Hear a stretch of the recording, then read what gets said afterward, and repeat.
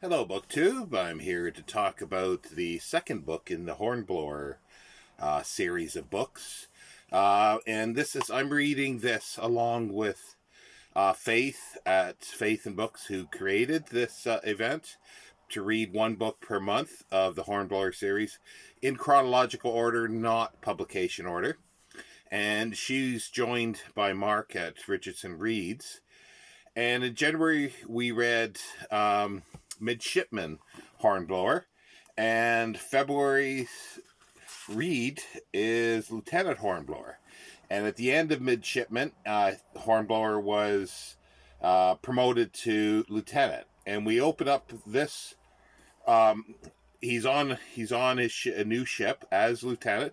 He's the junior lieutenant, and there's a new at that point, at the beginning, it's a third lieutenant, and named Bush. Why did I say Brush? Bush. And they sort of become friends, but they have an insane, paranoid captain, Captain Sawyer, who thinks that all his officers are ready to mutiny, and he punishes them quite severely. At the same time, he lets all the regular seamen drink more than they should and get away with lots of things. So Bush isn't sure what he's come into here with this. And he gets reprimanded because he was talking to Hornblower just about his duties and things, and because the captain thinks that they're conspiring against him. And the captain reads out the articles of war, and it's like da da da da da. If you do this, it's death. Da da da da. Do this, death. And one of the things is, if you argue with a superior officer, it's death. Court martial to death. And I'm going, Jesus, I'd probably be hanging from the nearest post after 10 minutes with a superior officer. I can guarantee that. That was pretty scary. But yeah, so the lieutenants sort of get together way down in the hold, where it's dark, to sort of talk like, what's going on, like what can we do with this? The captain is clearly ill, but the captain has a lot of spies, ones that are his toadies. And one of them has told him, I guess, that they're meeting down in the hold. So he gets a bunch of the watch, or some of the seamen, to get rifles, their muskets, and come down into the hold. And they get warning of this, the lieutenant. So they rush off, and Hornblower says, everybody leave, and he'll, and then the next thing they know, they're screaming, and the captain is laying at the bottom of a ladder going down into one of the levels, unconscious, and he's hit his head. There's blood everywhere, and they don't know what's happened. Like, Hornblower is somewhere around there, and it's an ongoing thing throughout the book. And it's like, the first lieutenant will ask him, Hornblower, like, what happened there? And Hornblower just, straight face, he just says, he must have slipped and hurt himself.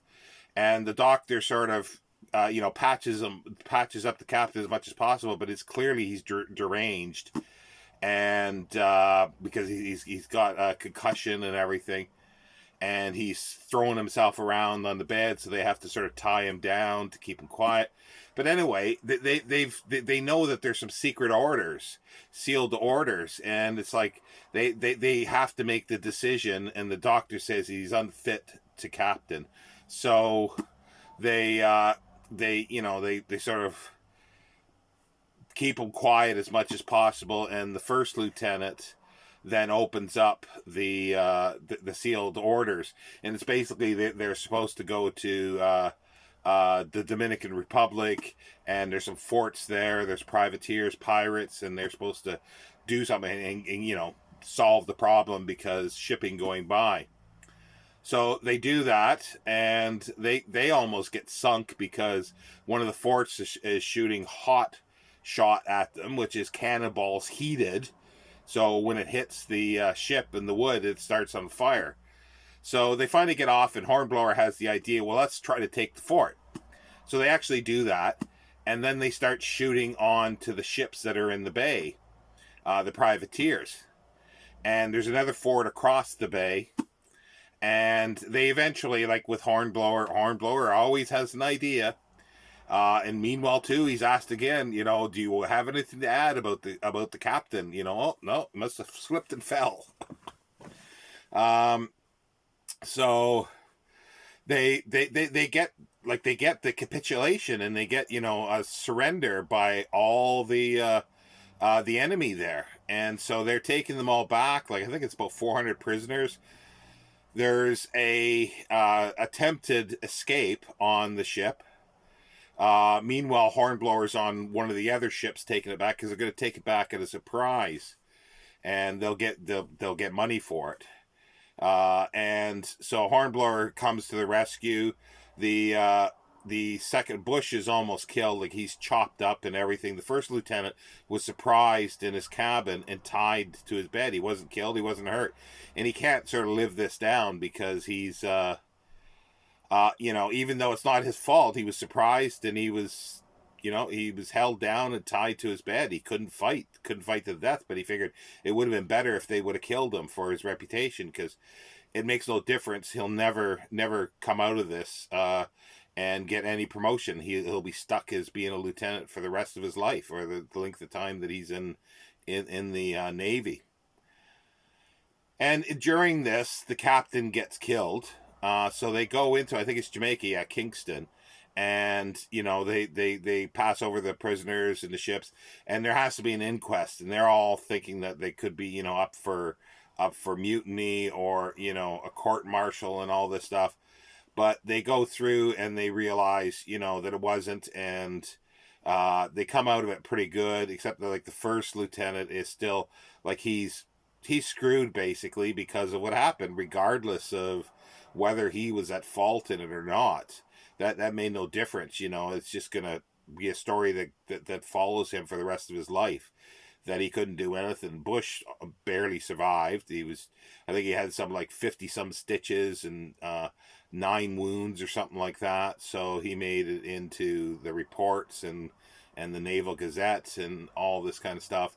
And then Hornblower came out of it really, really well, because all the lieutenants there report saying that Hornblower was so good, it was his idea to do this and everything like this. And he gets promotion to, probable promotion to commander, a naval commander. And it's that's just below the captain, that's above the lieutenants. So he's sent on a ship to go back to England. I think it's going to be a document ship of taking reports and documents back and forth. I don't think either I missed that or they didn't say it too clearly. But anyway, he does this, and they sort of, Bush is really pleased for him and starts calling him sir now, even though he was a senior before, because his commission came in before Hornblower's. But the first lieutenant is not happy because he's older, he's more experienced, and Hornblower has been promoted over his head. So, but then Hornblower says, yeah, well, it's not in writing yet. And he does jinx things, because he says, well, if nothing, it'll be okay, but before he gets back, if everything surrenders, if the enemy surrenders, then he won't get his commission. Well, guess what happens? The war is over. It's 1802, I think it is. It's the Treaty of Amiens. So by the time he gets back to England, he doesn't get his commission. So he's still lieutenant. And he's on hard times because now, without the war going on, 9/10, like 90% of the ships and men are basically out of work. They are let go from the army, demobbed, and so Hornblower is living in London in rooms, and He's in a gambling house. He's playing as an extra, playing whist, a card game, and he gets paid for doing this, just being, hanging around and being, if people come in and need an extra partner, then he'll do it. But then he keeps whatever winnings, but he gets a little pay for this. So he scrapes along, but sometimes he loses, and he doesn't do anything. And Bush comes to stay with, or comes in because he needs to get his pay, and they're still buddy buddy. And what turns out is that war is declared again, because Napoleon's been promoted, and he's on the move. So that's sort of where it ends, and he gets his commission finally. He is commander. And so the next one, the book, and then he gets his orders to say that he's got to sign up, and Bush assumes that his orders are at his home where his sisters are. So the way it sort of ends is he's going to go off and find out that. The next book is Hornblower and the Hotspur. And that was published in 1962. The Lieutenant Hornblower was published in 1952. And I've read some of these, and this one I remembered little bits, but then once he starts playing the whist thing, I remembered that, and I always thought that was a bad, like, it just, the story was good, and then it just sort of it went like this. But now I actually, on the reread, I actually see the use of that, because it's showing Hornblower using analytical and strategic things, the way he's playing and getting by, and and all this kind of stuff, and it shows him more human, like, as a civilian, and his interaction with his landlady and the daughter, who's basically fallen in love with him, and he sort of doesn't see it, and he just balks against it, and it's really good, and I really, really enjoyed it. The first one I didn't. The first one, the Midshipman Hornblower, wasn't the best, I don't think, because it was just sort of well, it was short stories, but it wasn't the greatest. I enjoyed it because it's sort of his origin story, and it's C.S. Forster going back to sort of lay some foundation of why Hornblower is the way he is. And it's a bit contrived at times, but this one was really good. There was lots of action, but then, as I say, once the Treaty of Amiens, I think it is, then it sort of slows right down because they're in civilian life. But it just, like, there was constant action, which was sort of fun. Yeah, and I really, really enjoyed it. And the other thing that was sort of interesting was that, because they knew that if they could get the ships, they would have a prize and they get money. I think it was the first lieutenant would get £500, but then a normal seaman would get 5 shillings. So it's like, there's 20 shillings in a pound. So what does that work out to, like 2,000 times what the normal seaman would get that the first lieutenant gets? And it's like, no wonder these people went to pirating, crikey, that's a huge vast difference. But anyway, I think I prattled long enough, and I've spoiled the whole story for you. But no, it was really good, because there's, like I say, there's lots of action. I just love it. Like, they keep going, like, because there's that mystery there of, Hornblower, did you shove the captain down the stairs? That wasn't the question, but it was underlying. It says, do you have anything else to add? It wasn't asked, I don't think, in court. In the inquiry, but it was his, fellow lieutenants are saying, what really did happen, and there's these kind of couched questions, and he just kept saying, the ship was, rocking quite a bit, basically, and it's just like he must have lost his footing and he fell. And that's all. He just sticks to that story completely, because he disappeared. Like, while there's other action going on, the other lieutenants are trying to get back up to the deck, and we're focused on them. And then all of a sudden, we don't know what, like, Hornblower was left down in the hold, and then all of a sudden the captain's out like a light at the bottom of some stairs, and then Hornblower shows up.